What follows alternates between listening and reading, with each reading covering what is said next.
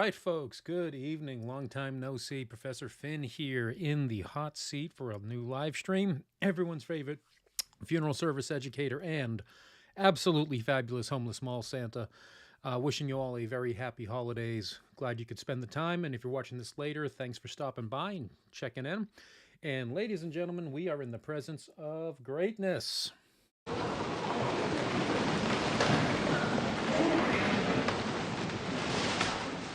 Have a care with my name, you will wear it out.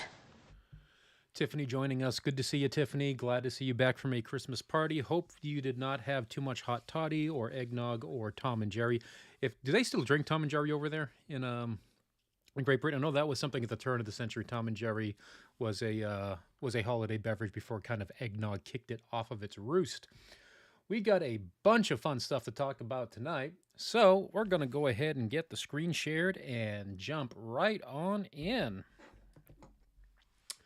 All right, first up, we have a presentation coming up courtesy of our friends over at the Academy for Professional Funeral Service Practice, and the presentation is titled The National Board Exam and ABFSC Accreditation, Who and How, going to be spearheaded by Daylene Paul, the Executive Director of the International Conference of Funeral Service Examining Boards, and Mr. Robert Smith, the Executive Director of the ABFSE. So if you want to learn more about what the American Board does, what the conference does, I got a bunch of videos on my channel that talk about some of this stuff, but here's your chance to go ahead and meet the people in charge of those organizations, ask them the questions you wish to ask, get the information you want to get.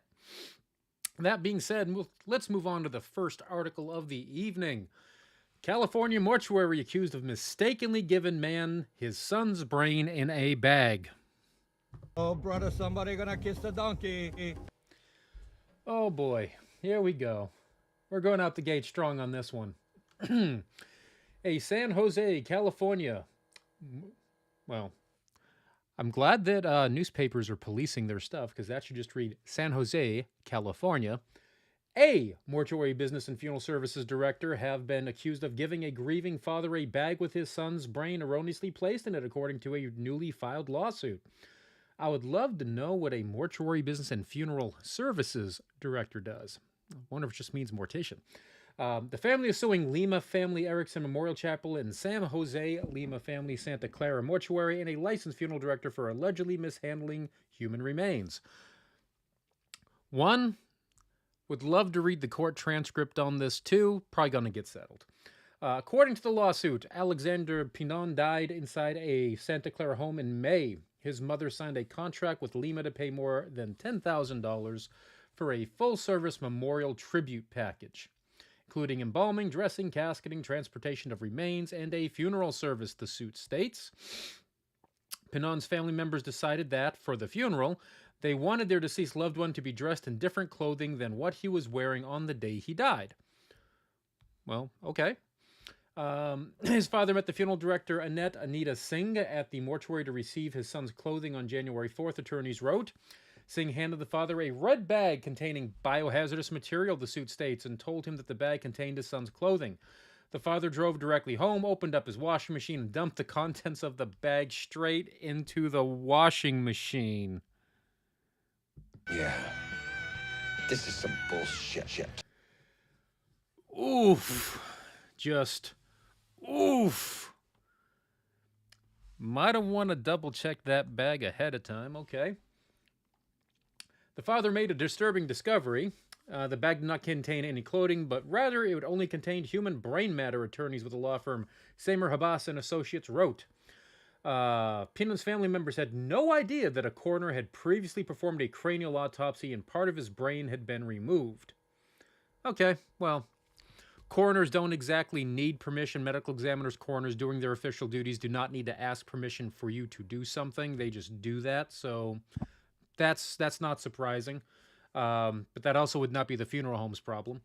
The funeral home is really not under an obligation to disclose if an autopsy was done, if it wasn't done, but it's quite uncommon that if a coroner's getting involved and a formal medical examination took place, the family probably would be made aware of that. The father scooped the brain matter out of his washing machine, not aware it was his son's brain matter, and put it back in the red bag. The lawsuit filed in Santa Clara County Superior Court states. He returned the bag and its contents to Singh later that day. The funeral director never offered the grieving father an explanation for how the morbid mix-up happened, nor provided him with his son's clothing, attorneys claim. Pinon's funeral was held on June 5th, and he was buried at Oak Hill Memorial Cemetery. The brain was allegedly left in the bag and hidden for weeks in a courtyard at the funeral home. Okay. Attorneys wrote the handling of decedent's remains has caused plaintiffs extreme emotional distress, trauma, mental anguish. Discovering one's own child's brain matter in a washing machine and then having to scoop it out is a horror no family should ever endure. Plaintiffs have suffered shock, grief, nightmares, anxiety, depression, and other lasting psychological injuries, and interfered with their ability to find closure in the grieving process. Funeral homes and licensed funeral directors are professionals entrusted with handling remains in a dignified and respectful manner, attorneys noted. Pinon's family accuses the defendants of negligence, fraud, infliction of emotional distress, and breach of contract. I get the negligence. I get the infliction of emotional distress. I get the breach of contract. I don't get the fraud. I don't get what was fraudulent. So let's tie this back to, how to be a funeral director one-on-one that you learned in mortuary school. When you receive a bag for anything, what are you supposed to do? Open the bag and check. So Professor Finn's going to go ahead and break out the crystal ball here. First thing I see happening at some point in time is perhaps the coroner or the office, the medical examiner, the pathologist, whoever that did the autopsy might get stuck and brought in on this. Really unlikely, but chance of it, because the way I can foresee something like this happening is funeral home goes to get the body, bag's there, form says clothing, no one actually opens the bag, medical examiner personnel doesn't actually check the bag, they assume it's the right bag with the clothing, they sign off. And the problem is, when you don't check a bag, you picked up whatever it said it was.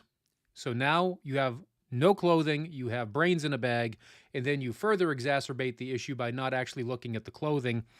I don't know, man. I would think that if you had any experience whatsoever, you'd probably feel the difference between a person's clothing and brain matter.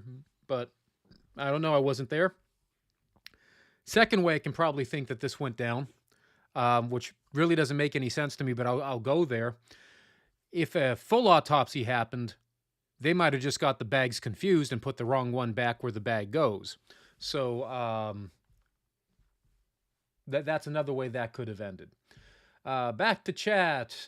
No idea with hot toddies. You don't know what hot toddy is? You're kidding. And a Tom and Jerry. I wouldn't expect you know what a Tom and Jerry is. That's some old school stuff.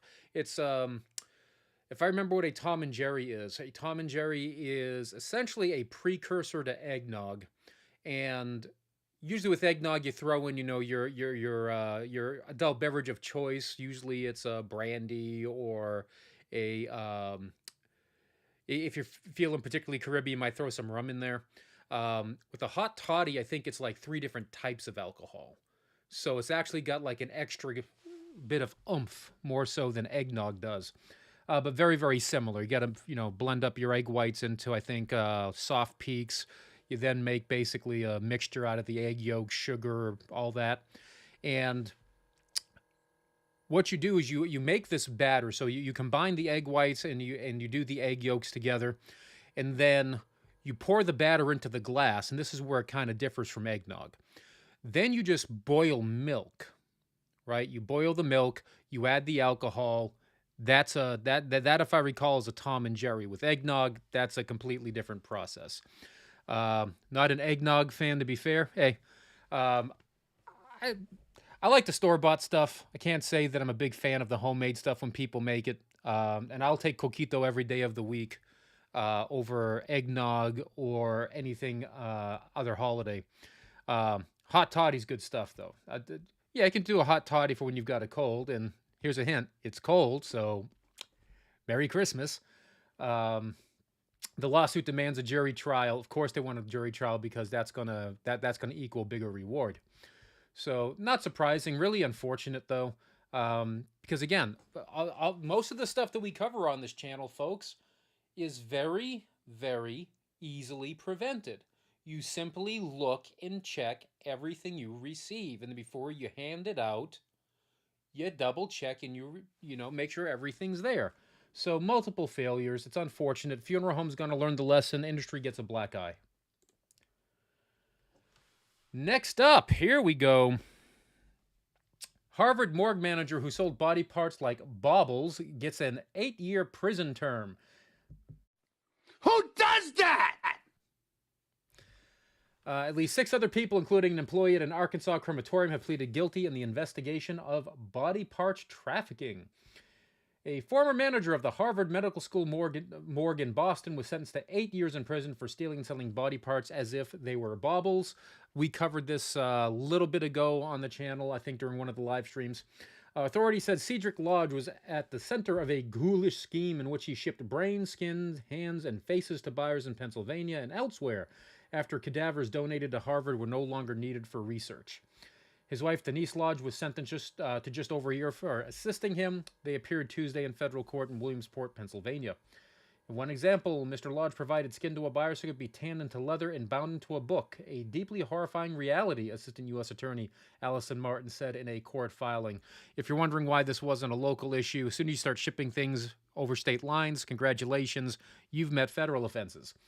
In another, Cedric and Denise Lodge sold a man's face, perhaps to be kept on a shelf, perhaps to be used as something more disturbing, Martin said. Yeah, because you probably wouldn't write that in the invoice what the use was for, right? She said that Lodge, 58, nice to know that Grammarly is working for a reporter, should be a comma there, of Goffstown, New Hampshire, treated the parts of beloved human beings as if they were baubles to be sold for profit and collected thousands of dollars from 2018 to 2020. And that's that one. That's some crazy stuff, man, but at least that's come to a conclusion. I thought this was cool. This is from our friends over at the National Funeral Director Association's Memorial Business Journal. Going to go ahead and cover this article. What can be done with cremated remains? Let's make sure the screen is still sharing. That's a good sign.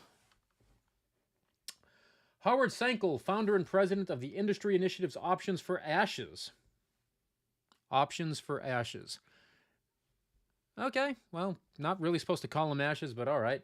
Opened his National Funeral Directors Association Convention workshop on October 26, 2025 by confronting a quiet crisis in modern death care. The pervasive practice of in-home cemeteries. In a society where cremation is now the norm, a significant portion of cremated remains ends up in closets and basements and on shelves. This leaves families with anxiety and a diminished sense of honor for their loved ones. I know you probably can't see it, but my mom and dad are sitting right up there on top of my bookcase, and I don't know, I really don't have diminished anxiety and a diminished sense of honor for my loved ones. In fact, I'm quite happy to keep them close to me because I've kept them close to me. Sankel argued that the funeral director's job is not complete when the urn is handed over to the family. Yeah, I can agree with that. The final act of care involves guiding grieving families toward meaningful final disposition options. Which, I know this is going to come to a shock for people. You can discuss that at the arrangement conference. The scope of this problem is substantial, citing data from both the Cremation Association of North America and NFDA. Sankel noted that 1 in 4 U.S. households now contains human cremated remains. The human cremation rate of 2.4 million cases annually in the United States, combined with the high pet cremation rate of 1.5 million cases, means the tissue is accelerating. Yeah, I've got 2 pet urns sitting there, so... Actually, I've got more than 2. I got my dad's dogs and my mom's dog, so, you know, I probably got like 4 in the house. Sankel shared stories of cremated remains being found in basements and storage units, which highlight a societal failure. I don't know about that, but all right. He also focused on NFDA survey data on final disposition. Sankel said, NFDA asked, if your loved one was cremated, what would you do with the cremated remains? The survey found that 38% would opt for permanent placement in a cemetery, 26% kept at home, and 21% scattered. When asked what their personal preference was for themselves, 17% said placement in a cemetery, 11% kept at home, and 45% scattered. This is a good time for you to go ahead and plug that right into your last your will and testament, just so that you could have those instructions kind of there for you. Sankel called the 17% personal preference for a cemetery placement problematic for that sector. Well, yeah, because no one wants to buy cemetery property. Conversely, the high preference for scattering suggests a desire for simplicity, a low-cost solution or avoidance of the shelf storage scenario, even if the result is often unregulated or inappropriate public scattering. Sankel detailed 4 structural constraints preventing funeral homes from addressing this problem effectively. First is time constraints. It is nearly impossible for a funeral director to spend the necessary time educating an emotionally distraught family on the multitude of options. All right. Yeah. I'm going to call BS on that one. It is not nearly impossible. Have the discussion. Have you considered what you want to do with the urn once the cremation is over? We're going to take Mom home. Well, one thing to keep in mind, if you're ever moving or anything like that, is the long-term storage of the urn. Something should happen to yourself or your family members. So just be aware there are options for you. Cemeteries can have scattering gardens. You can choose a location that's appropriate. I mean, you can have the conversation. Okay, what I'm saying here is you can plant the bug now. So when that time comes, family kind of has an idea of what they want to do with. Recently went through, looked at my my will and testament, and I've added directions for my mom and dad's urn. You know, while my dad was alive, that was going to be his decision. Now that he's passed, well, now it's my decision on what's left. So, you know, I've added that into my will so that there is no doubt what my expectation is for those 2 items. Industry structure. The fragmented nature of the death care industry, 10,000 to 15,000 unique owners, makes it difficult for new innovative aftercare companies such as Parting Stone to achieve widespread market penetration without resorting to viral publicity such as Shark Tank. The fragmented nature of the death care industry makes it difficult for new innovative aftercare companies to achieve widespread market penetration. I can tell you that I've never watched an episode of Shark Tank, so I really don't know where that's coming from. And, I don't know, we have trade shows like the NFDA, which get to probably, I would say, the power players that out of that 10 to 15,000 are most likely to want to use a new technology. Available options. Although options exist, they are not always sufficient to meet all price points or memorial needs. Ah, so you are admitting it's too expensive. Okie dokie. Disconnected offerings. Many aftercare products such as cremation jewelry or glass use only a few grams of remains, leaving the family with the remaining cremated remains and no clear plan for final disposition. Well, just going to say it, cemeterians, y'all have scattering gardens. Might need to step up the old, hey, let's chit-chat about what to do with that urn. And I know that I was at a workshop last year, April, where this was brought up. And I think I might have even covered the commercial here on the channel. But it was kind of a dark humor commercial, you know, hot potato urn. Well, the guy ran it. The guy ran it in his local TV stations for his families, and I think the cemetery noticed something like a 50 to 75% increase in the number of scatterings because no one actually knew what to do with an urn when you just don't want to keep it around the house anymore. Well, you can come here and you can scatter it. Problem solved. Most funeral directors do a wonderful job leading and guiding and supporting families often up until the cremated remains are turned over to the loved one. So whether it's yourselves, whether it's the office manager, whether it's a receptionist, the front desk handing the cremated remains to the grieving loved one, that person is receiving them and they're off saying, oh my gosh, now what? So then the funeral director did not do a wonderful job leading and guiding the family if they did not educate them prior.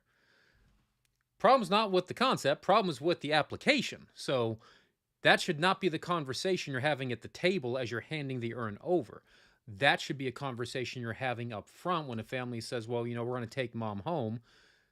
That's where you talk about maybe some statistics. Maybe you bring it up. Well, just keep this in mind. Discuss it with your siblings.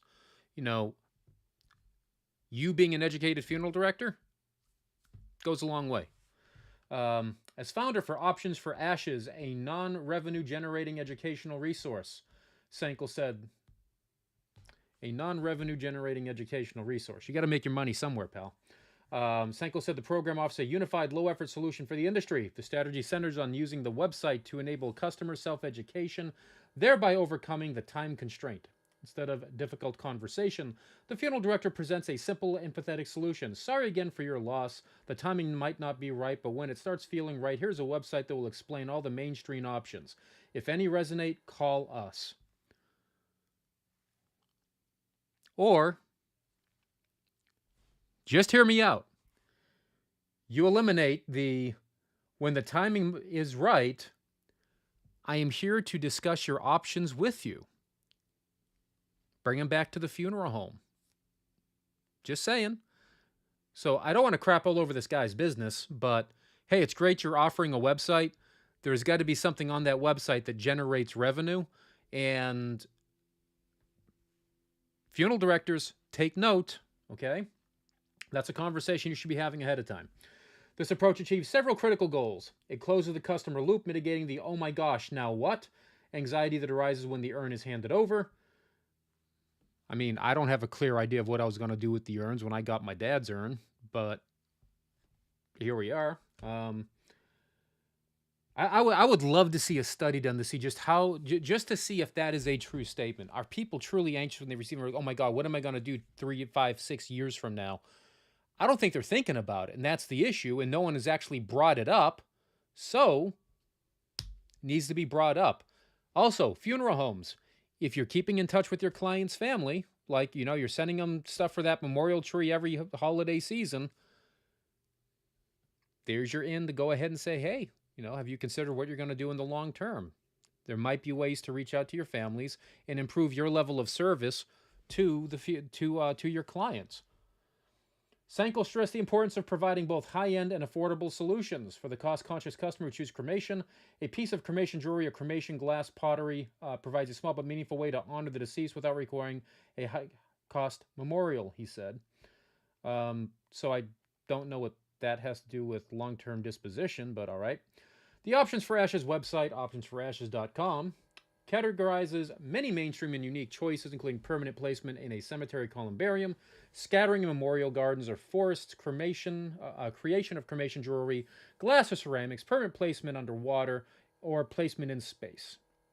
Something tells me, ad revenue, people pay to list their service on the site. That's how he makes the money.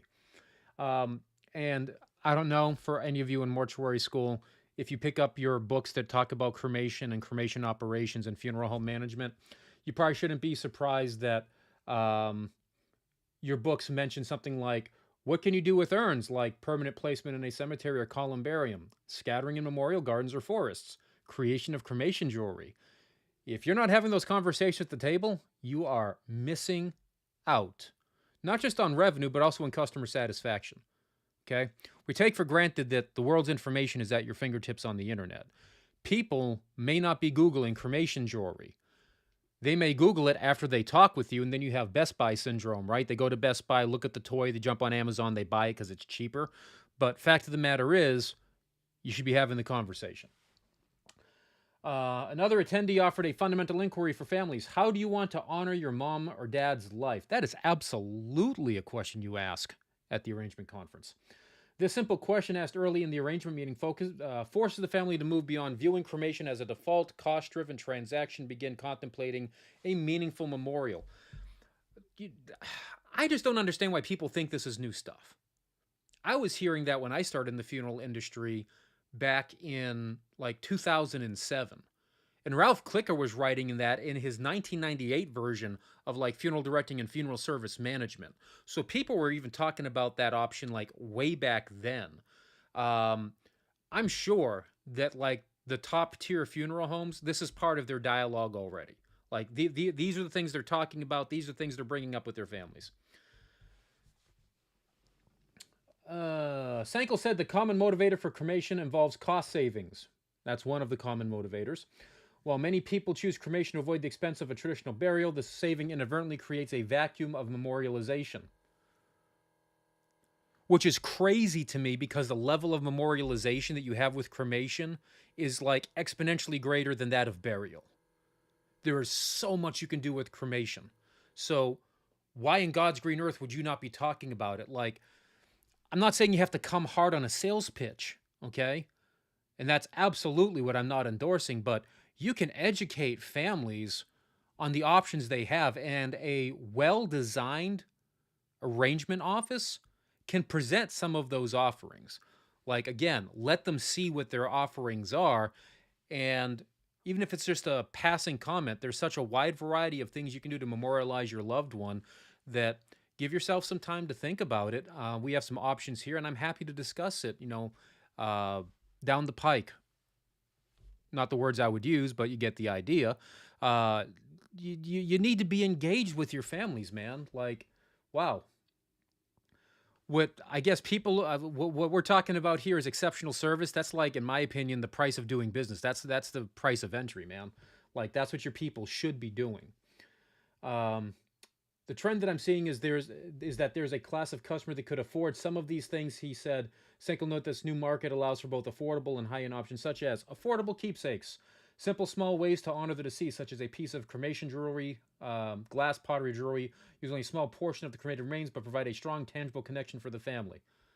Well, I guess no one ever walks through like the jewelry aisle of a Michaels and realizes they can probably build something for less than $30, especially if you're using one of those like 30-40% off coupons. You wait for the right moment, you can make your own cremation jewelry. And if a family wants to do something like that, one, funeral directors, you should encourage it because it's even more personalized. Number two, it gets you involved. You say, well, when you're ready to do that, just bring the urn back to me and I'll be happy to go ahead and take a portion out for you at that time, so that way nothing gets lost. And if they don't want to do cremated remains, locks of hair.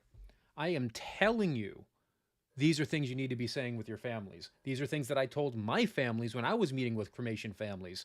And absolutely, if they brought something back, I would be happy to go ahead and help them separate a small portion for use like this.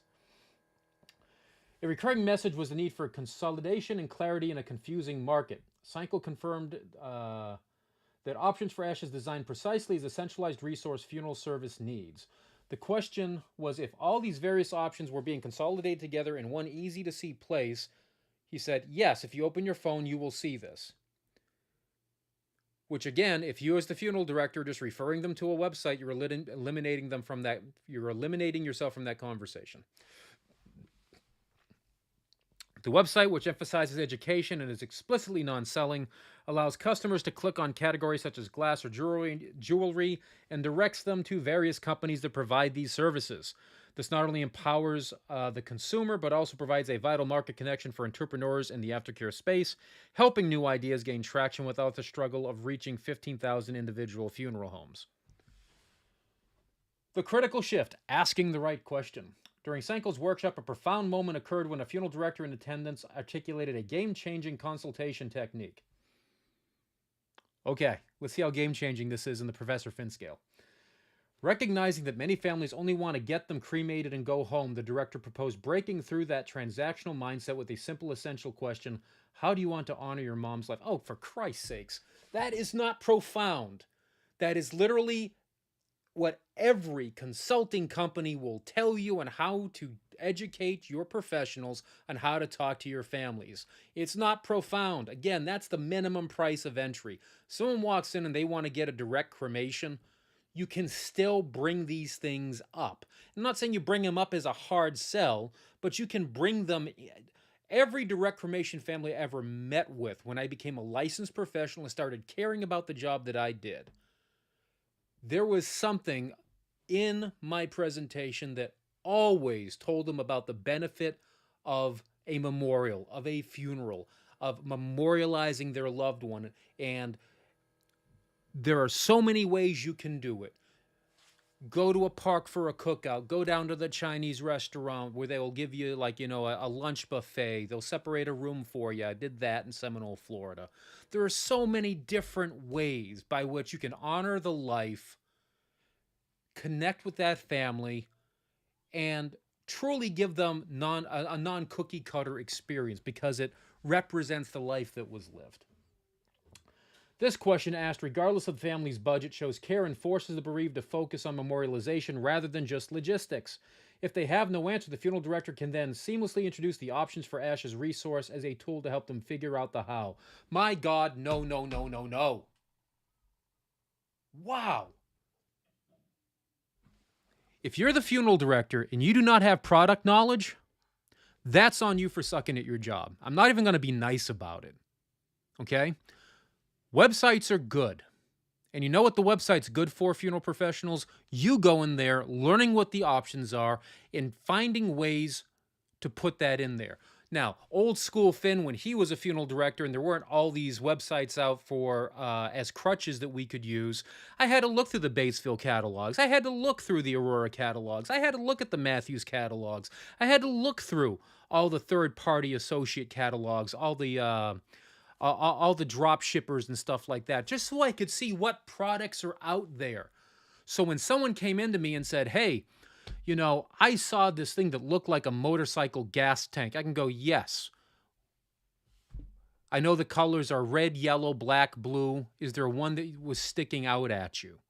Now, understand, most of those are not branded. They don't have logos. If we're going to do something like that, you might have to run down to the Harley shop, the Indian shop, and get one of those little applique decals, and maybe we can fit that on that. But before you do that, let's go ahead and get the specifications so we can kind of see how large this thing is so it doesn't look wrong. Like, these are the things you need to do as a funeral professional, okay? You need to know what's out there, what's available, so that you are interjecting yourself in the conversation and being helpful to the family. Because why is that important? We know that families are going to be budget oriented. We know that they're going to want to, find the lowest cost solution. But the one thing that millennials all have in common, they appreciate good service. And they will pay a little bit extra for good service. And if you provide good service at a competitive rate in your market with the other people around you, that's how they come to you and they don't go to other people. It's how your name gets recommended. That's how you're supposed to do it. The new permanent placement, memorial forest and sea burial. This is not new stuff. The discussion also touched on modern alternatives to traditional cemetery plots, confirming the trend towards natural, environmentally conscious forms of final disposition. Memorial forest. A developer of memorial parks questioned the cost of services such as Better Place Forest. Senko clarified that although some pricing may be outdated online, you don't want to have outdated pricing. Okay? Poo-poo on you if you got outdated pricing. The average sale for a shared or family tree plot is close to $10,000. He views these forests as a unique form of personalization, permanent placement, appealing to customers prioritizing green burials and forest preservation, even if the lack of a headstone means the loved one's physical presence are memorialized in a natural, less permanent way. They'll pay $10,000 for a hole with a tree on top of it. People find a way to spend $10,000 for a hole with a tree on top of it. Now, not everyone is doing that. I get it. But the people that want that will save for it and they will prepare for it. That means we need to find a way to connect with that client to make sure that they are doing the same thing for other modes of disposition. So what is the difference between these customers and traditional clientele? There's some disconnection there that we have to figure out as an industry. Final disposition of the remainder. For companies making keepsake jewelry that only uses a small amount of cremated remains, the perennial question persists. What do you do with the remainder? You ask at the table. Senko suggests that honorable, cost-effective final disposition is a crucial missing link. He highlighted sea burial as a suitable option and noted that the cost is primarily for hiring a boat and ensuring compliance with regulations, namely scattering or submerging the remains at least 3 miles off the coast to avoid commercial disposal laws. Everyone who goes through funeral school knows that. And just about every firm I've ever that isn't landlocked has someone that will go out and they will plan like once every quarter or once every 4 months to go out and do a communal scattering. Those are typically inexpensive, especially in comparison to other options. Ultimately, Senko's workshop served as a rallying cry. The industry has the tools, the market is ready, and the emotional need is urgent. Dude, the industry has always had the tools. The market has always been ripe for someone with product knowledge and willing to go ahead and have the conversation. What I see here and what really upsets me is like, oh, well, we can just tell them this website exists and walk away from it. God, no, not ever. You need to be, as the funeral professional, at the forefront of that conversation. When people think they need help in deciding something for a funeral, going to a website is great, but when they think of you and they want to come to you and have a conversation because they know you're not going to be pushy, they know you're not trying to sit there and sell them 15 grand, they just want to come and speak to their friendly neighborhood funeral director, that's what you need, funeral directors. And that's what you should be advocating for. You can certainly use this thing as a resource, especially for yourselves to educate yourself on what options are available for cremation families. And you should be enthusiastic for learning that sort of stuff. That's not a waste of your time. That is 100% stuff you need to do. Back to the chat. A lot of people don't know when all sorts happen when the cremated remains get home. I've heard some surrender stories. Oh, God, yeah. Dude, I've walked through people's homes during, like, yards estate sales, and I'm like, I wonder if there's cremated remains in that. Like, I recognize what is very clearly an urn. Like, okay, I hope they made sure grandma's not in there, because that would be horrible if something like that happened. But those things happen. They happen probably more regularly than we report on, that a person passes away. You know, like I said, my mom and dad are on my shelf. If something happened to me, that'd be a huge problem if I had no other living family. So I need to have a plan, which is why I updated my will instruments so that my wishes are very plainly there. Here's what's supposed to happen with this. Here's what to do with my pets. Here's what to do with me. So it forces you to have that larger conversation, because you also need to discuss with people what's going to happen to you so that you don't get left out somewhere where your family's fighting because they don't understand or they don't know what your wishes were. Like, pre-need has always been an important thing. Pre-need has always been an important thing. Back to Colorado. I haven't heard from our friends in a while. So I went ahead and did a look, and sure enough, here we are. They got some good stuff. Colorado funeral home owners accused of stashing decaying bodies agreed to plea deal again. 2 shots of vodka. Okay, so to catch you up, these folks actually entered into a plea deal, and I think the judge shot it down, if I recall. So, John and Carrie Helford, the couple who operated the Return to Nature funeral home in Colorado Springs, which left nearly 190 bodies in a building in Penrose, have agreed to a plea deal to state charges. That's after a judge made the rare move earlier to reject the previous plea agreement to state charges made by the 4th Judicial District Attorney in Colorado Springs. The pair was in a courtroom in Colorado Springs Tuesday. They had already pleaded guilty to charges of abuse of a corpse, money laundering, and forgery earlier this year. But Judge Eric Bentley rejected those plea deals. In John Halford's case, he was to do 20 years. The sentence negotiated by the parties does not adequately account for the harms that these crimes has caused. This is why you do not want to piss off the judge. Bentley later rejected to Carrie Halford's plea of a sentence of 15 to 20 years for similar reasons, saying it was too lenient. Both have been convicted of federal charges of wire fraud. John Halford is serving a sentence of 20 years for that. Carrie Halford is yet to be sentenced. The new state plea deal is 30 to 50 years for John Halford and 25 to 35 years for Carrie Halford.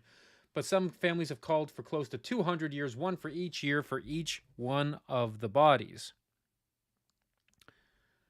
So essentially, what we're looking at is a judicial way of getting a life term without saying a life term. Okay, like,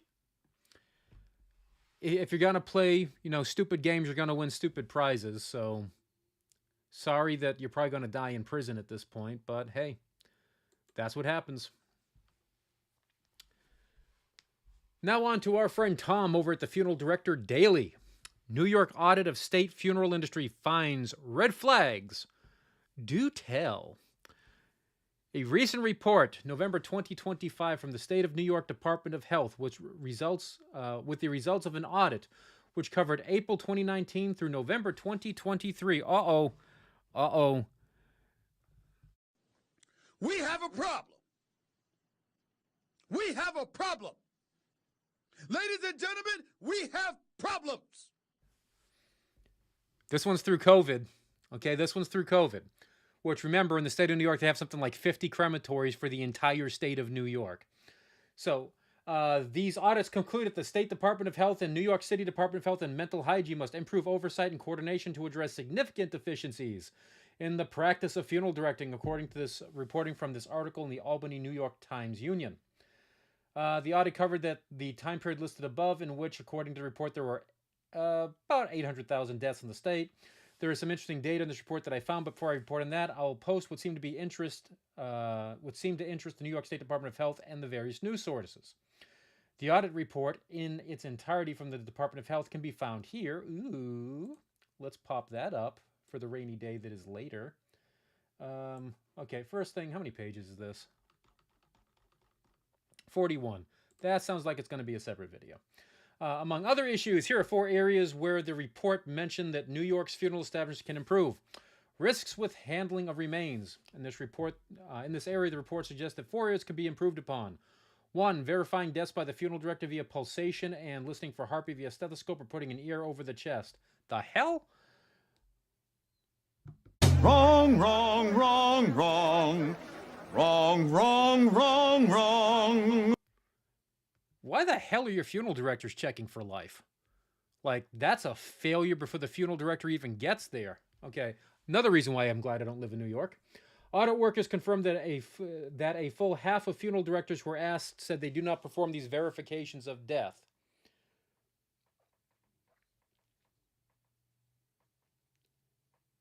Generally because if we are trying to test for life, that might be practicing medicine without a license. Like, we are not experts to determine things like that. Come on. Okay? Come on. Wow. Talking about shifting the blame from someone else. Funeral directors could reduce misidentification by labeling or tagging of bodies.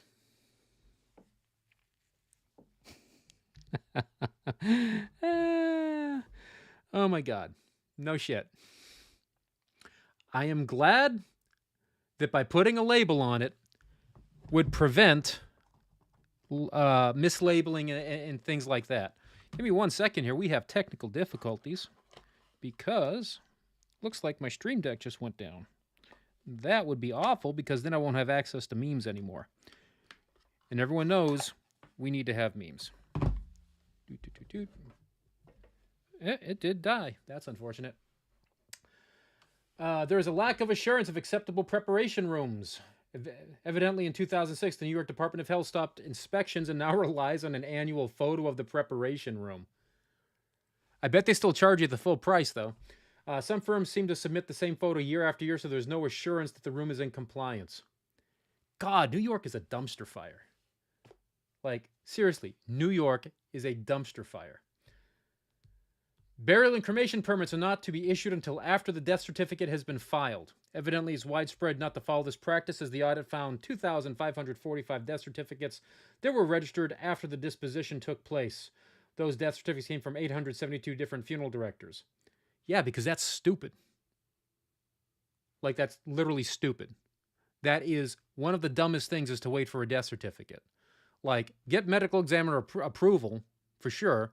Like, you know there's no, like, when a person dies, you should know within a reasonable amount of time, especially before the funeral director gets involved, whether it's, going to involve law enforcement in an investigation.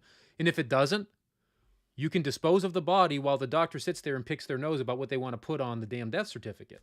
So, again, New York is creating its own problems. Go look at Florida. We don't have this type of problem. Period. And if Florida doesn't have the problem, dude, you have no reason. Funeral director and firm registrations. It seems that the biggest issue with this point is that there may be funeral homes with multiple branches where some of those multiple branches are not registered. Well, poo-poo on you.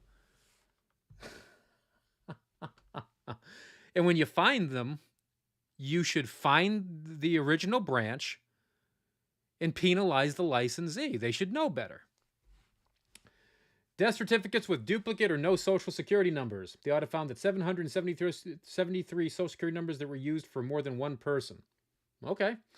That affected 146 death certificates, and these certificates were filed by 111 funeral directors from 108 funeral firms. So out of 800,000, you had 146 problems. And that comes from, I would love to know how many of these 111 were also part of the 872. There is somewhat of a muddled situation between primary firms and secondary firms at the same locations. Because of no inspection, the OH has reason to believe that many of these lists are not up to date or correct. Wow. So the next time someone comes to me and says, like, New York has their stuff together, not bloody likely is the answer. Like, yeah, I don't think so. Not even close. Wow. That's just broken, man. Like, that is literally just broken. So you got to ask where all the money is going if they don't even have enough people to go do inspections for the funeral homes they have. Like, that's insane to me. And if you want to fix it, it's simple. If we catch you operating an unregistered secondary location, we pull your main license. That'll fix you quick. Funeral director take. So what does Tom say? As so often happens with these types of reports authored by those not in the death care profession, much gets lost in the translation of what is really important. For instance, when you have 773 Social Security numbers that are duplicated, that means one thing if it's on a 10,000 death caseload. Tom nails it, but it means a completely different thing if that's in the context of 800,000 deaths. I get that, 100%. Again, what I'd be interested to see is how much of the 773 are coming from the same people. Like, is this a fraud situation potentially? Okay, so not saying nothing shady's going on, just saying that, hey, my spidey sense is tingling. And yes, funeral director should be reporting those numbers correct, but in most instances, at the mercy of the number that was provided by the family. Keeping proper records should be a goal of all in the profession. And there's a simple way to do it. When you find something that's duplicated or that's a problem, you go back to the funeral home to see how they collected the information. This is why we collect the name of the informant who provides the information for the death certificate. You know, problem solved. Also, the problem with prep room photos and the potential for funeral director and funeral firm registration probably gets corrected if the New York State Health Department puts an inspector or two back on the road to check on these establishments. Yeah, it blows my mind that they don't do that. My guess is that the state has other priorities, that the resources that should probably be used for this purpose but are designated for other programs, yeah, they just don't want to spend the money. Like, who cares until it's an issue? And if you don't fund inspections, then you cannot expect to find the bad actors in the bunch. The state of New York is scheduled for a 2026 annual budget of $254 billion. If better funeral home enforcement was a priority, it would probably take less than $500,000 to make it happen. I don't know about that. We're talking about New York. $500,000 probably might pay for 2 new inspectors. Instead of being facetious, it'll probably pay for like 4. Because no one's going to work for less than $100-something thousand in New York to do something like this for a state job. And then you got to worry about state pensions, unions, and all the rest of that. $500,000 is not going to make it happen. Finally, some statistics I found interesting. One of the statistics I found very interesting in the audit was one you could probably only get from an audit of death certificates. It was the statistic on the place of death. Here's what they found for those New York residents between 2019-2023, period that did cover the pandemic-era deaths. 46.3% hospitals, that's pretty high, I think. 30.8% residents, 17.2% nursing homes, 3.4% hospice facilities. Wow.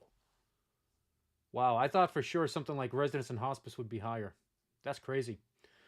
Anecdotally, I think those numbers represent a real change from when I started in this 1980. And I think the change represents the value of hospice and how it has moved forward and how has been almost universally accepted. And I wonder if hospice facility is a standalone hospice facility where some hospitals have a hospice wing, but because it's in the hospital, it counts as a hospital death.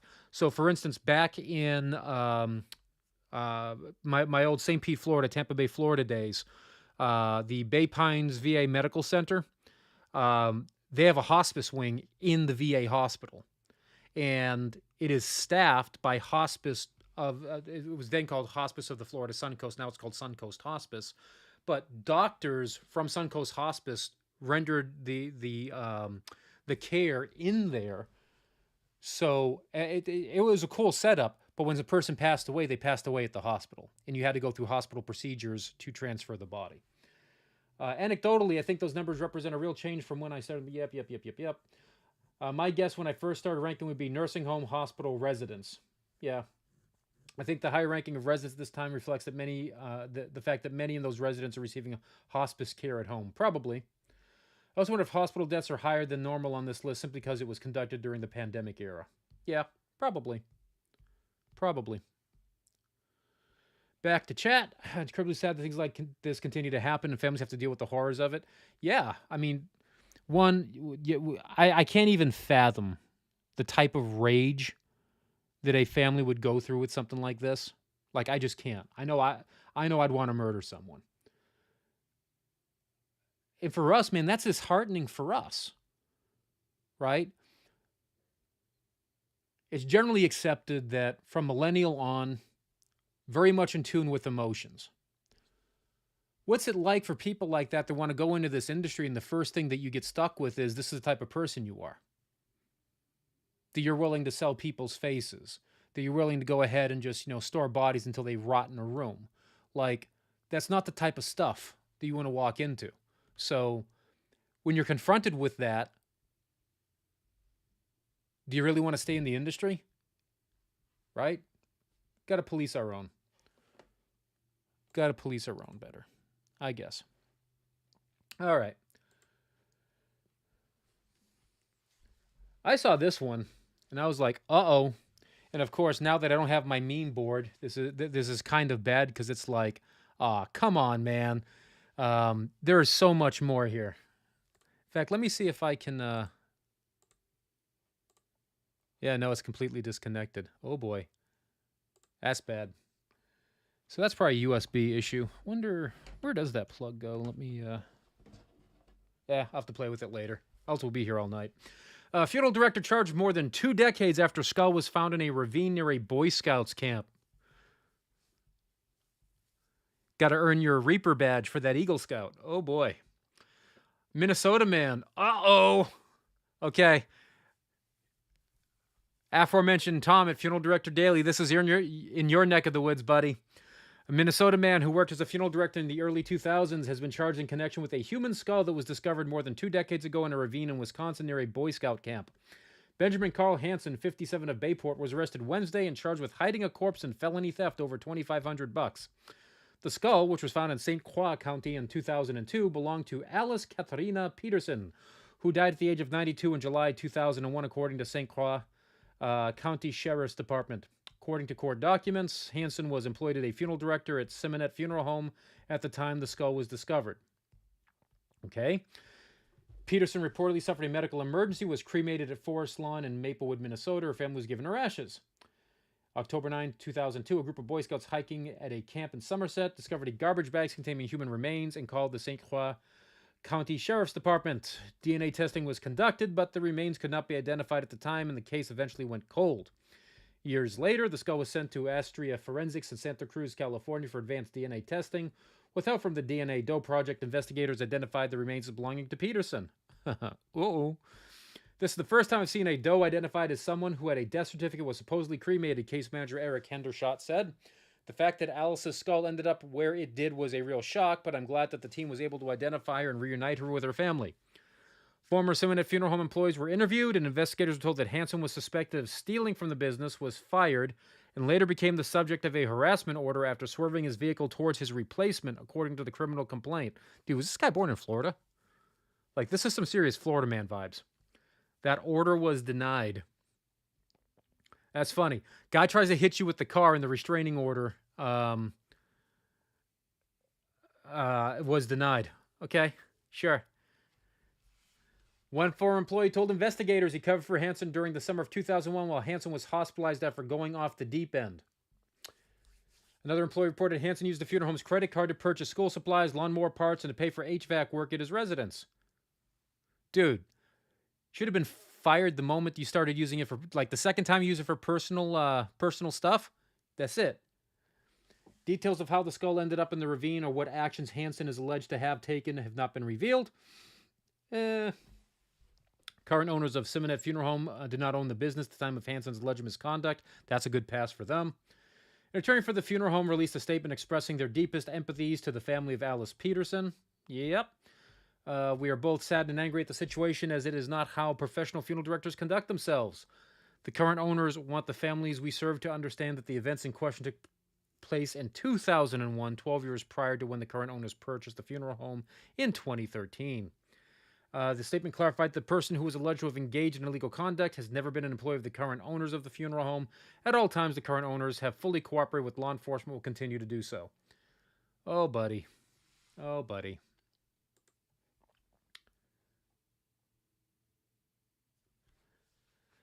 This is one I want to do a cold read on, just because of the fact that the title intrigues me. Inside the Mind of the Consumer. Oh, here we go. The average modern consumer across all generations is now the smartest consumer in history. TikTok proves that is a false statement. They're armed with information and highly reliant on research, and they will not hesitate to go elsewhere if they feel their needs aren't being met. I seem to think that even back in the day, if your needs weren't being met, you probably seek out other business, but hey, who am I to critique? This was the message delivered by Georgianne Bender during her workshop Inside the Mind of the Consumer, a guide for the funeral industry at the most recent NFDA International Convention and Expo. Bender, a partner of Kaiser and Bender Speaking, describes herself as a consumer anthropologist. That's pretty cool. Wish I would have known about that when I was going to school. Someone who studies shoppers. She's been tracking the habits of funeral service shoppers specifically since 2005. Today's consumers, especially those from younger generations, are more informed, skeptical, and demanding of personalized experiences and transparency. Funeral homes must adapt their marketing, services, and facility accessibility to meet the needs of each distinct generation and remain relevant to this new breed of consumer. Yep, been teaching that in the schools for about 20 plus years. When you're working with your staff or with any consumer, you need to make sure that you're looking through a lens that is not just yours. Absolutely. Consumers are different from one another, but they do share similarities. Consumers expect honesty in all dealings, especially those concerning price and services. Yeah, we know we have a problem with that FTC funeral rule, don't we? Consumers today are researchers. They spend significant time online, Googling, checking reviews, and using social media before making decisions, she said. They will spend money if it makes sense. I am rapidly turning into that, dude. Like I'm becoming my dad. Value shoppers in particular will spend money if an item or service has clear meaning or value to them. They are generally price conscious. Bender explained that omni-channel shoppers gather information across all digital platforms when decision-making about purchases. Sustainability is being considered too. Some of the older generations give lip service to the younger generations. They want to know that you use sustainable products and that you talk about those things in your marketing meetings. Catering to different generations, one size does not fit all. Yeah, no kidding. Effective marketing and service delivery require an understanding of the unique characteristics, values, and technological comfort levels of each generation. Baby boomers, age 61 to 79, still control 70% of the wealth and account for 20% of the consumer spending. They are actively aging and do not want to be viewed as frail or traditional stereotypes. They grew up in a time of political unrest, which shaped their outlook. She noted that baby boomers want personal touches without breaking tradition. They still value traditional funeral services, including church services and visitation. Boomers crave comfort, clarity, and legacy. This means you should use clear language and avoid slang or complex jargon. You should always avoid slang or complex jargon. It does not matter if it's baby boomers. Boomers want to tell their story and be remembered. Focus on legacy preservation, such as with memory books, video tributes, and legacy letters. Yeah, I'm definitely not a boomer. To engage boomers in a non-traditional positive way, offer community connecting workshops where they can create bucket lists, for example. Ensure your marketing and in-person experience respect their active lifestyle and avoid old age stereotyping. Gen X, here we go, is often called the sandwich generation because Gen Xers are currently caring for both their aging parents and their children. They came of age during an economic recession and are characterized by independence, skepticism, and resourcefulness. They were the last generation to grow up without the internet. Don't I remember? Gen Xers are especially skeptical of authority and marketing claims. Yeah, that's about right. They demand transparency, value, information, and authenticity. More than half of Gen Xers read reviews before buying. Oh yeah, every single time, man. They will hold you accountable to your promises.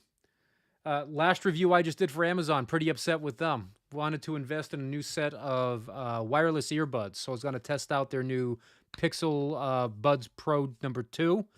Ordered one off of the Amazon refurb store, right? The renewed store.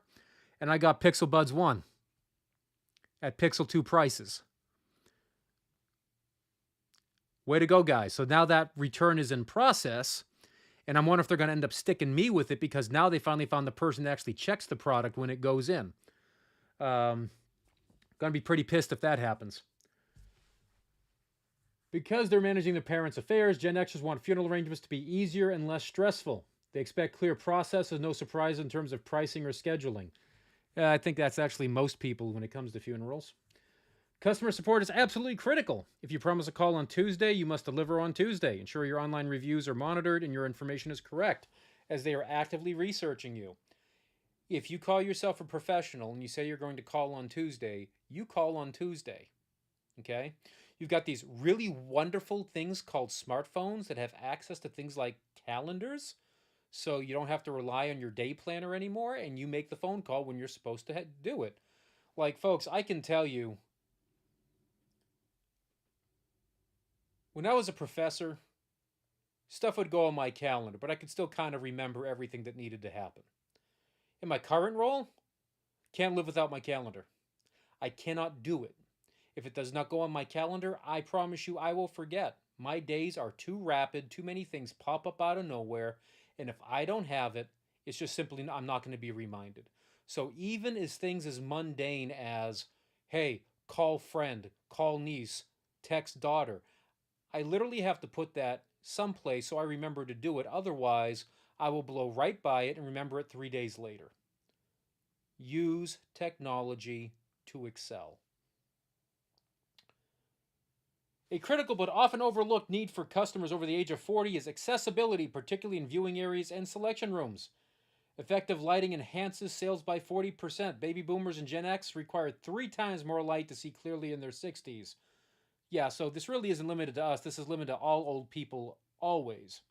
Avoid dim, recessed, or glaring lighting. Yeah, my eyesight, man, let me tell you what. Whew. Bad. Super bad. Because most people start needing reading glasses around age 40, Bender suggested keeping reading glasses of different magnifications in your arrangement rooms and selection areas, or just use larger pricing. Also display all urn and casket selection details in large, readable fonts. Also, eye level. You don't want us bending over. Our backs are getting bad. Bender's digital font size rule is take the average age of your oldest customer and divide it by 2. That is the minimum font size you should use on your website. For example, if your average consumer is 60 years old, use 30-point font. Email should be written in 14-point font. People act like they don't know that you have accessibility options on your computer. Right now, millennials aged 29 to 44 are the largest generation. This group was taught to be part of every conversation from a young age. They do not follow societal norms. They will seek personalized, unique experiences. They demand personalized experiences and are not fans of mass market one-size-fits-all services. They look for meaning over stuff. So they'll spend $10,000 for a hole with a tree on it, surrounded by other holes with trees that can't be distinguished by the other holes with trees. I'm just going to drink my Lipton tea and leave that alone. Millennials were the first to demand a 24/7 interactive online experience. Your website must be engaging, informative, and easily navigable on all devices. They rely on social media, review sites, and online forums such as Reddit for information. Don't we know that? Because the FTC is, pushing this website stuff with their revision of the funeral rule. They prefer simple, stylish, and minimalistic ceremonies.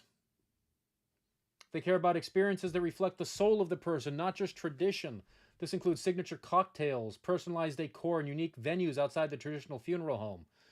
Yeah, which is why you see like the, power player funeral homes and cemeteries completely redesigning what their facilities look like and include things like full liquor bars. Millennials also have a strong interest in green burial, tree plantings, and body donation. Your eco-conscious choices should be highly visible. Bender suggested partnering with unique local venues and actively promoting the customizable elements of your services. Update your website frequently and ensure it offers an immersive experience. Or, hear me out, create a facility that you can change on the fly and have an arrangement room to make funerals.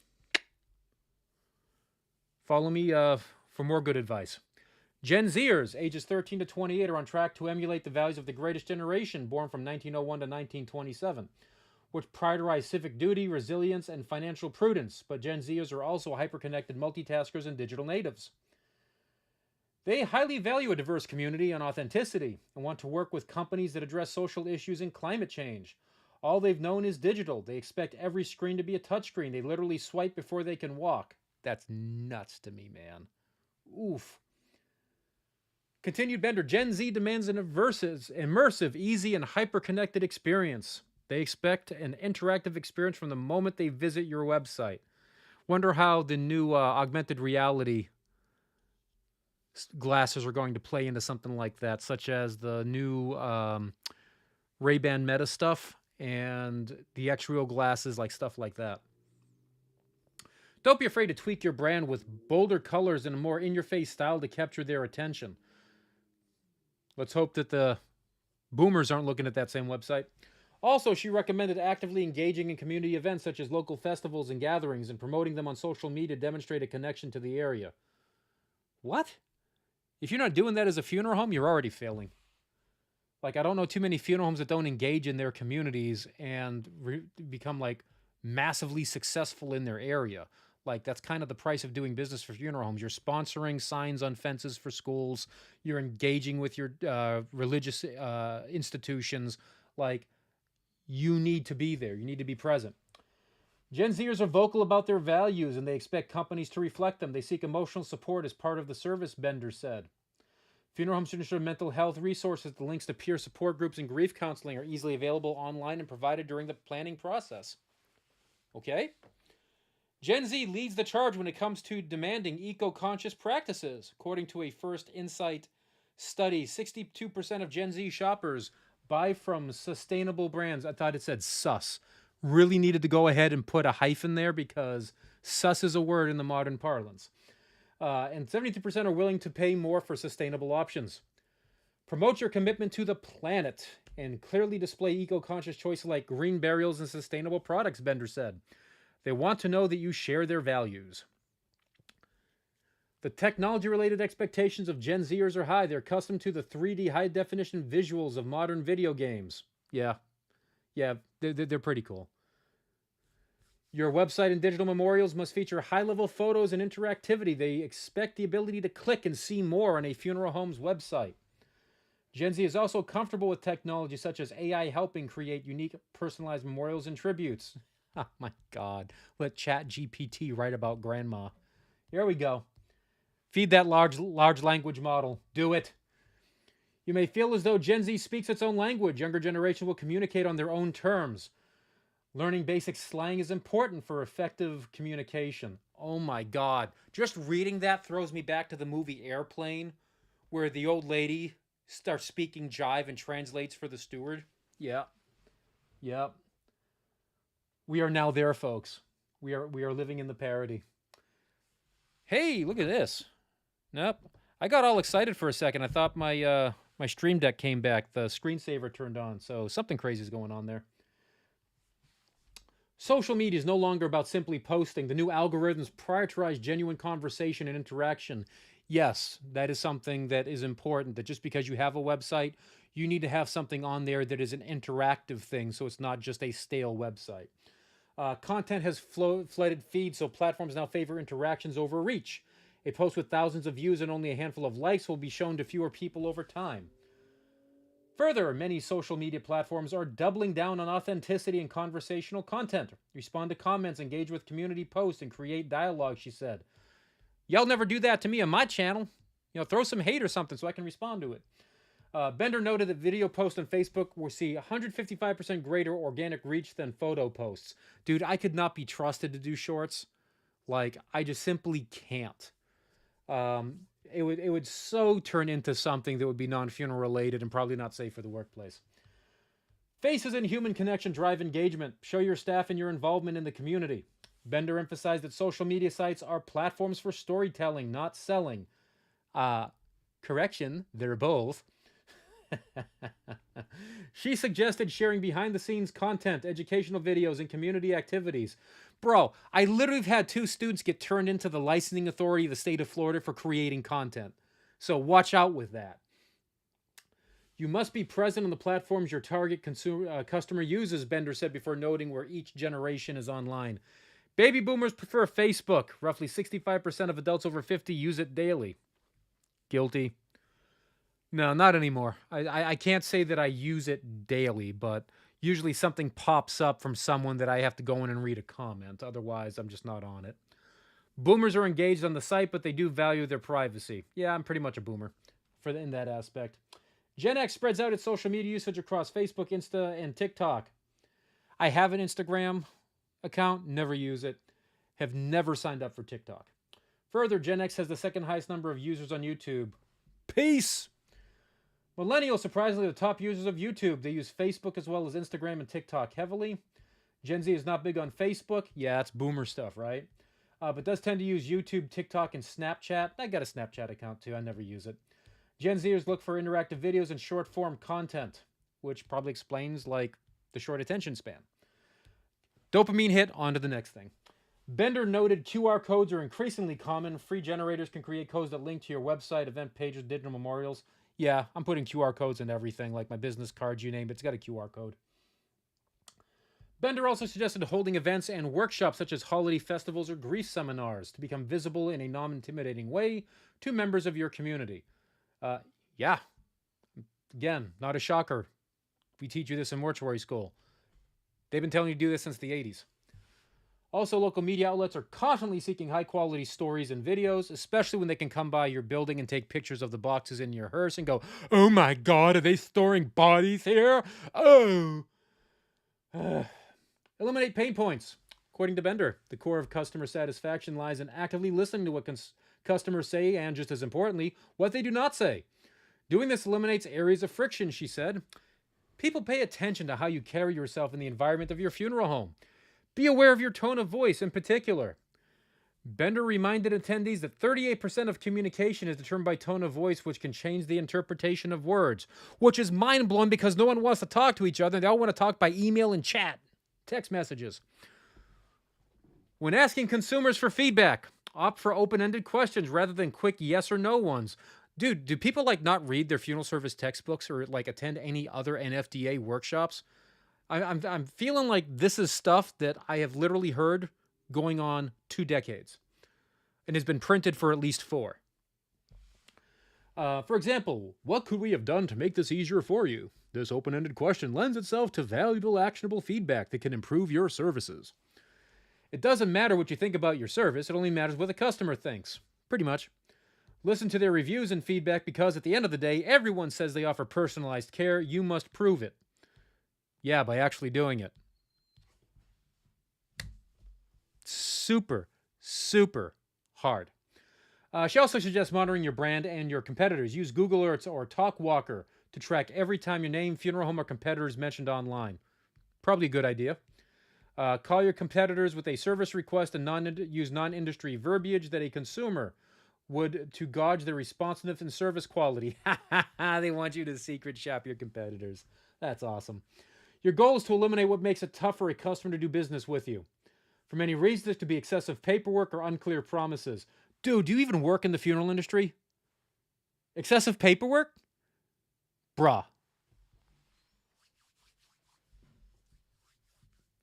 Would love to see more paperwork streamlined. Absolutely. But excessive paperwork exists because if you don't have excessive paperwork, you have liability. People will forget what you said and what you did. People never forget how you made them feel. Hence why you should be talking to them, wanting them to come to you and talk to you rather than going to a website. Just saying. Positive feelings are achieved through personalized, thoughtful details. The role of personalization. Bender said funeral directors need to be willing to accommodate strange or unusual requests. Yeah.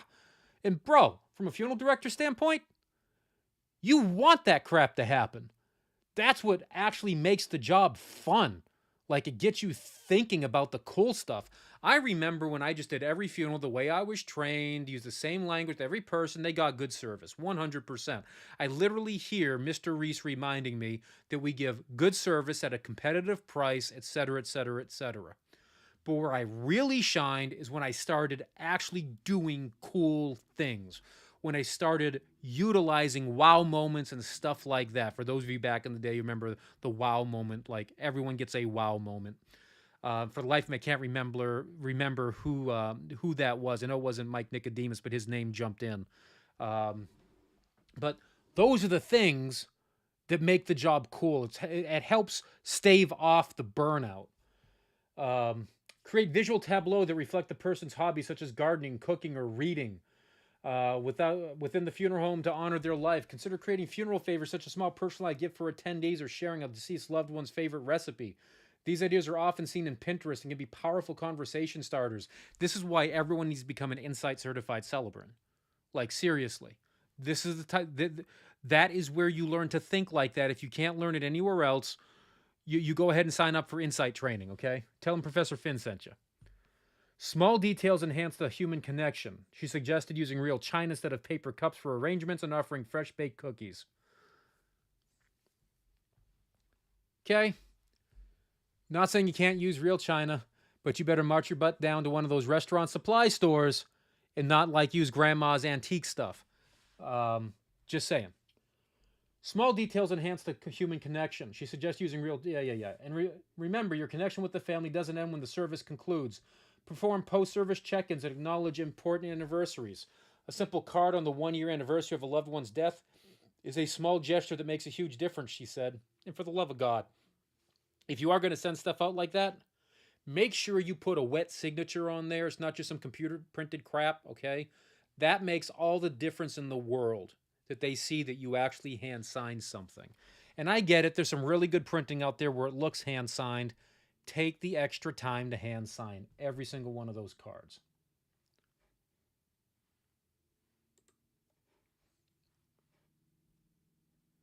I saw this and was like, hey, you know what? Let's go see what's happening over there in Tennessee. Residents outraged over proposed neighborhood crematory. Uh-oh. Neighbors in Fayetteville are angry over the proposal to build a crematorium they say is too close to their homes. Okay? Gallant Riverview Funeral Home has submitted a request to rezone the lot next to the home with the intention of building a crematorium. The funeral home sits predominantly Black Market Street community. Predominantly Black Market Street community.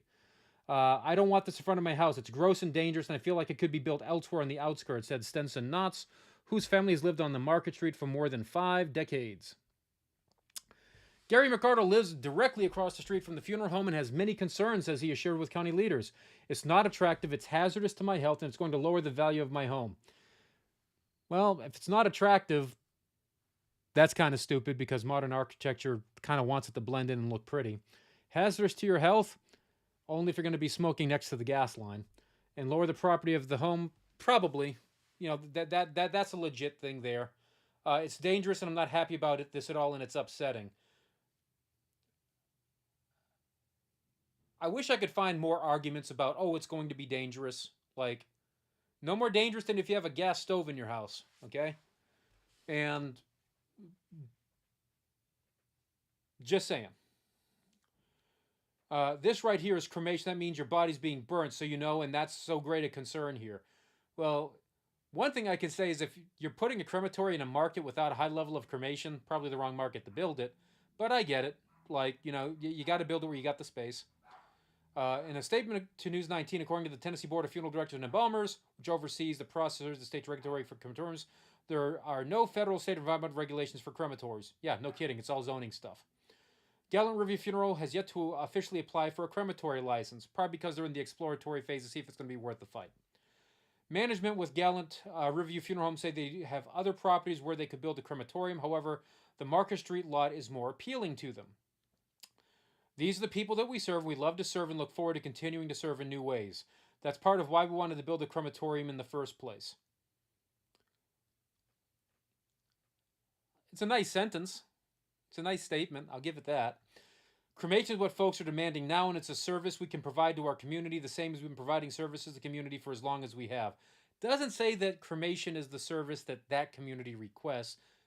You know, I could reference the NFDA statistics that cremation has surpassed burial. Doesn't mean I want to, you know, build a crematorium in the middle of a Greek Orthodox community. Fayetteville City aldermen and officials are currently gathering information on the proposal. The T of Bro, seriously, do they not use Grammarly? Does like spell check not exist for these folks? Are they in that much of a rush to publish their crap? The city of Fayetteville leaders plan an open discussion about the proposed crematorium for January 8th. Likely because maybe it needs a zoning change. Let's have a little bit of fun here. Boop boop boop boop boom. Gonna go check our friend Google Maps.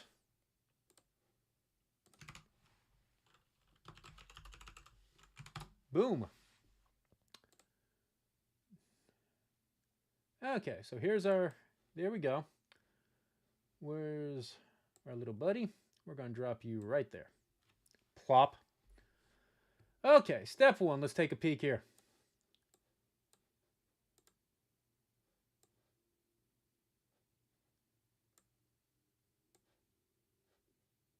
All right, you know what? It's probably these houses in the back. Because I'm really not seeing any houses. Hey, Family Dollar. Speaking of biohazards.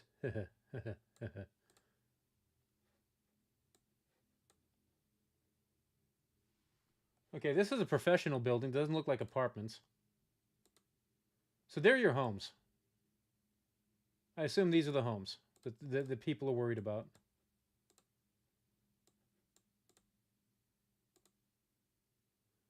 Dude, I wonder if this is the lot. I wonder if this is the lot that they own.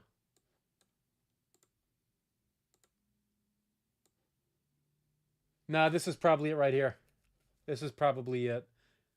So there's a church. There's a house. I mean,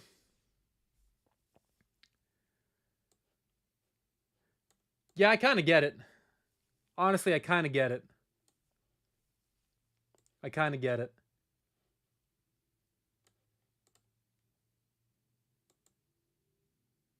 Yeah, all right.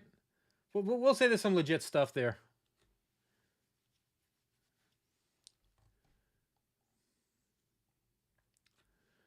Gary McArdle is directly across the street from the funeral home. Has many concerns. Yeah. Okay.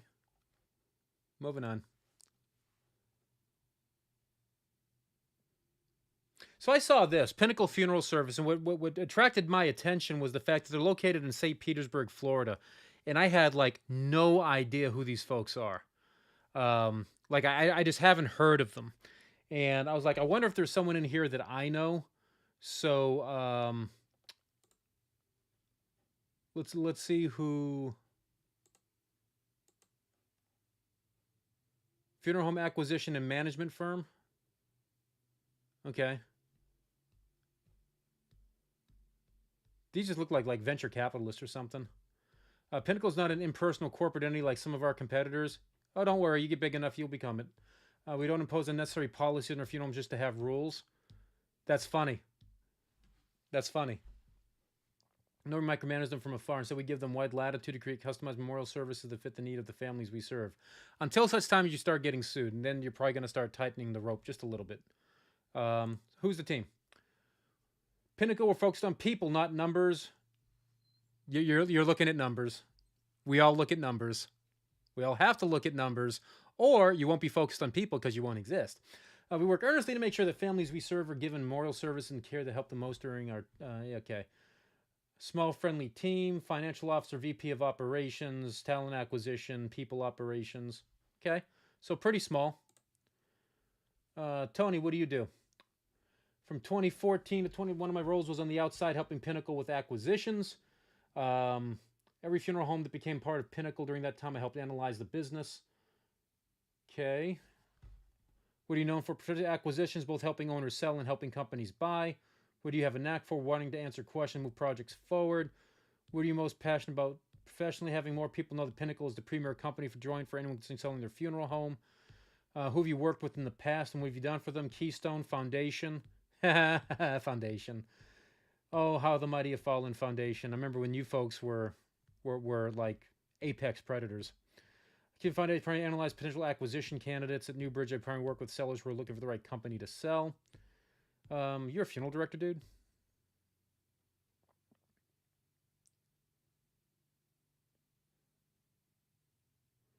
Fort Wayne, Indiana, Oklahoma, and Florida. All right, not seeing a funeral director. Wayne doesn't have a web page. Okay, Chris, what do you do? I don't know any of these people. Joined Pickle in November 23 and serve as Vice President of Operations. My favorite attribute, which I'm professionally proud of, is building amazing teams, challenging disruption in the marketplace, and opening doors for team members to grow and flourish. New promotion. Bro, you got like, what, 4 other people on your team? Okay. How long have you been doing what you do? I've had memory to my 30-plus year career in the profession. Probably just being in the right place, right time, coupled by hard and authentic work. Hey, you know what? I agree with that. Hard and authentic work goes a long way, but also being at the right place at the right time. Hey, man. Boom. My career's taken me to Iowa, Alaska, North Carolina. Dude, Alaska? Cool. I thought about going to Alaska at one point, folks.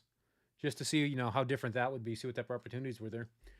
Exploring my new acreage, planning and developing how it will evolve with livestock, barns, and fences. Dude, are any of you funeral directors?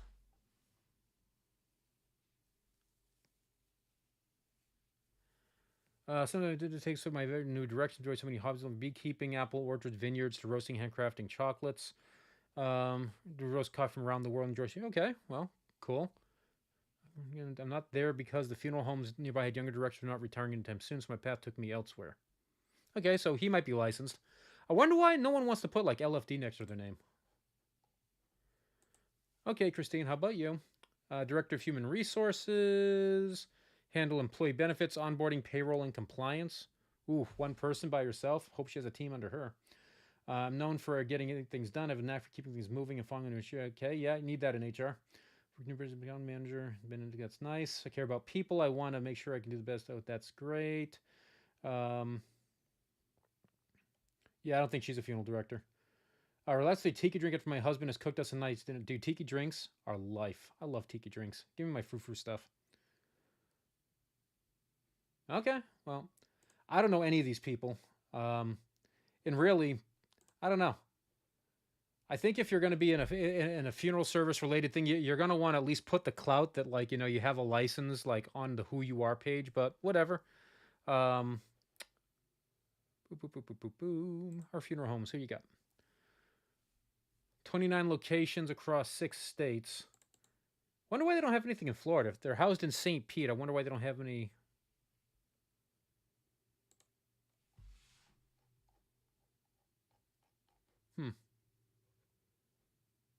Well, I could probably go through the minutes of the Florida board and find out what Pinnacle has acquired over there in in the Florida region, because all the sales of it inevitably have to go through the state board, and they're announced, you know. State board used to publish that stuff as it was happening, and now they defer it for like 2 or 3 months before they actually publish the names, but they eventually do publish the names, so you can see exactly who's doing what. Cremation Air, a new service to help funeral homes. Okay, what's this? When did this go down? November 20th. I know it's been 2 months, so trying to find some cool stuff for a while. Funeral Director Daily learned last week that one of the best-known names in death care is branching out to continue to help funeral directors. The Chatcher family, if I butchered that, let me know. Put the IPA and the National Phonetic Alphabet pronunciation in the comments below. Appreciate that. Founders of the leading funeral home answering service, ASD, that's who they are, has announced the formation of a company to help funeral homes coordinate meaningful aerial cremation ash scatterings. Oh, okay. Yeah. I'd heard that someone was doing this. I didn't realize this was Cremation Air. It would be natural evolution of AC's mission to support funeral homes, i.e. call services. We want to expand into some other areas. At ASD, we've always looked for ways to serve direct beyond phone line with Cremation Aerial Scattering, same trust skyward. Cremation Air intends to begin its current operations in Pennsylvania and Florida. Dude, it's always Florida. We're always scattering crap in Florida.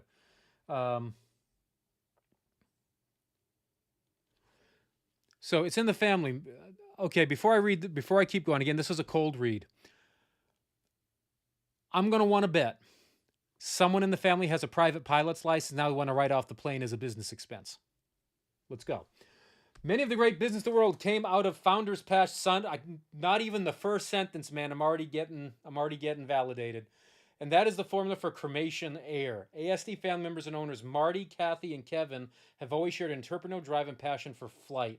According to the blogger, Marty's private plane became more than just a hobby, turned to a family pursuit with his son Andrew and daughter Jess, both earning their pilot's license, and now they can write off their plane expenses.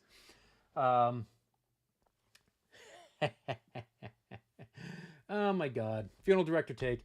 I've mentioned it many times over the past couple months that being that I believe final disposition and memorialization of cremated remains seems to be the coming to the forefront of thoughts for families choosing cremation. I think families have lived through a generation of taking the remains home and putting them in a closet and not knowing what to do with them as time moves on. So, funeral providers, here's another option, man. Air scattering, and now you don't have to look too hard to find it. Looks like I duplicated that ad.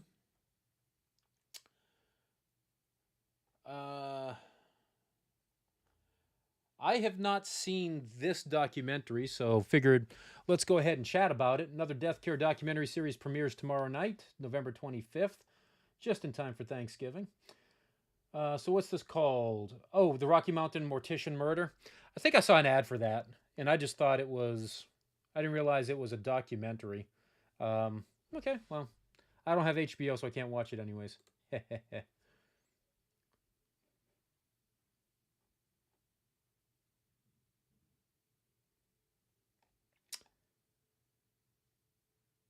Public death care companies are in the news. Okay, with the advent of increased private equity ownership in the death care business, there are not a lot of public companies to draw information from that you can compare with your own funeral home. Quite frankly, there are only two public companies where I seem to be able to find comparable information with locally owned funeral services or Service Corporation and Carriage.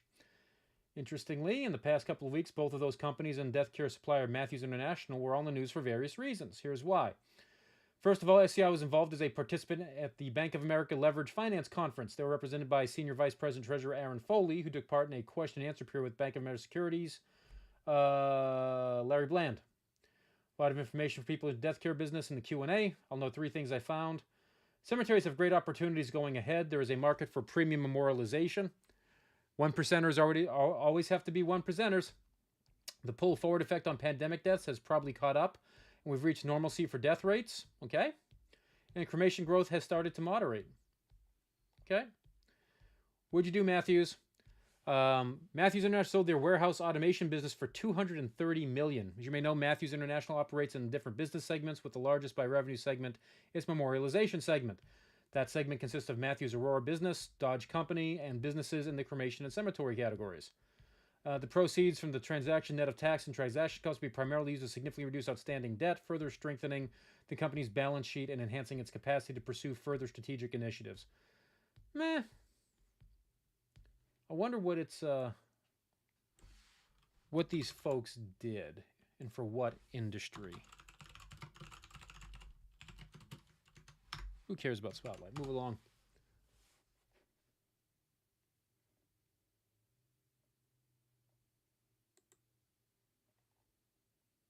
Okay, so it literally, it's just warehouse support. I can see why they'd get rid of that. They don't want to dedicate the time and effort. It's probably making some money, but not enough. And if they just axe that and put the money elsewhere, they'd be better for it. Again, according to press releases, the warehouse automation business generates sales $72 million for fiscal 2025. That doesn't say squat. It just says that they generated sales of 72 mil. So how profitable is that company actually? You can have 72 million in sales, but like if your expenses are 71 million for a company the size of Matthews, it's almost a waste of time. Carriage, if you follow the public stocks, hard not to notice that Carriage Service has been on a deliberate plan to modernize not only their businesses, but also their business plan and strategic outlook going forward. It appears that what they're doing is being noticed not only by those in the death care business, but those who rate credit as well. S&P Global has elevated Carriage Services to a B+ credit rating. Okay, good for them. Anytime we are talking about KFC having a template for death care, dude, nothing says let's talk and let's have Professor Finn read it like, I don't know, KFC and cremation. I want my chicken extra crispy. Alex Fasciano, CFRA Research, suggests that quick service restaurant players KFC strategy is centered on driving growth through brand relevance, marketing innovation, and operational excellence. Well, I hope so, because I always buy my fried chicken from Popeyes, because meh, KFC's okay, but Popeyes is life. Turns out that iconic brand was losing customer count and sales to other competitors in the market, like Popeyes. Ding. But the innovations that have put in, including a new store concept, begun increasing sales. As I read this article from New York Post titled From Slump to Sizzle, KFC's recipe for a comeback. It made me think of a traditional funeral homes that have lost some market share to cremation providers. You see, I look at traditional funeral homes as once having all of the relevance in terms of consumer choices for death care. Back in the 1970s, 1980s, 1990s, traditional funerals were still well over 50% of the choice of consumers. And the relevance of that full-service traditional funeral home is business that included embalming. Yeah. Move it along. Here we go. It's interesting because that is somewhat the KFC story in the last couple. Once the family meals with the red and white buckets full of fried chicken for the entire family, the chain started losing its relevance to a consumer that no longer dined with the entire family or wanted to eat full-bone fried chicken. KFC had fallen to a 5th place in terms of consumer spending, trailing behind competitors such as Popeyes, Chick-fil-A, Raising Cane's. Dude, Raising Cane's is trash.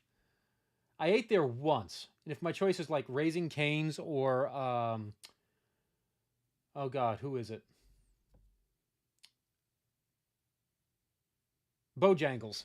Like, Bojangles wins. Raising Cane's was bland as hell. And Wingstop, I don't eat at Wingstop often. Popeyes, absolutely. Chick-fil-A, maybe once every couple of months. Usually when I travel, I'll do a Chick-fil-A as a matter of, like, tradition. But the rest of these, very rare. In essence, KFC fell out of relevance with the chicken consumer. Yeah. While spending was brought on by part by KFC trying to do the same with the meals and buffets. We used to use so when I was in mortuary school, there was a KFC right across the street from the St. Pete College Caruth Health Education Center. And after lab, before we would go over to the KFC buffet, eat, do some studying, and then go our separate ways. KFC finally became very bold and launched a new style of chicken restaurant, Saucy. Saucy, according to one article, is trying to rejuvenate KFC by leaning into its own version of the chicken sandwich, an item that sparked intense rivalries among major chains. I didn't see the hype with the Popeyes chicken sandwich. And other innovations such as spicy wings and potato wedges, which have proven popular among new customers. I mean, yeah. Efforts started late in 2024. Now the Saucy locations, which are only about half the size of a typical KFC, are selling about twice as much as a typical KFC store. Wow. That was a good idea, wasn't it? What's Tom say? It's about staying relevant with the consumer and their needs and wishes. Yeah. And we've seen some good articles from Memorial Business Journal saying exactly what people are attracted to and what products you need to provide for them. So, you know, the information's there. You don't even have to look that hard. You just have to put some thought into it. All right. And this last thing was that State of New York audit report. And I'm going to save that for I'm going to do a read through of that, and then I'll go ahead and probably do a highlights thing on this once I go ahead and like make my notes and whatever, you know, time permitting. All right, folks. Time for me to wish you all a very happy holidays. Thank you for stopping by. Tiffany, always wonderful. And thank you so much for always stopping by, being, you know, quote unquote, my top fan. Shout out to all of you who have holiday stuff going on. Big Kenny over in Massachusetts. Hope all is well with you and the family. All my subscribers, hey, drop something in the comment about what you'd like me to talk about next time. Maybe some subject videos you want me to record. And we'll see if we can make that happen. I'll see you all in 2026. Everyone have a good night. Stay safe. See you next time.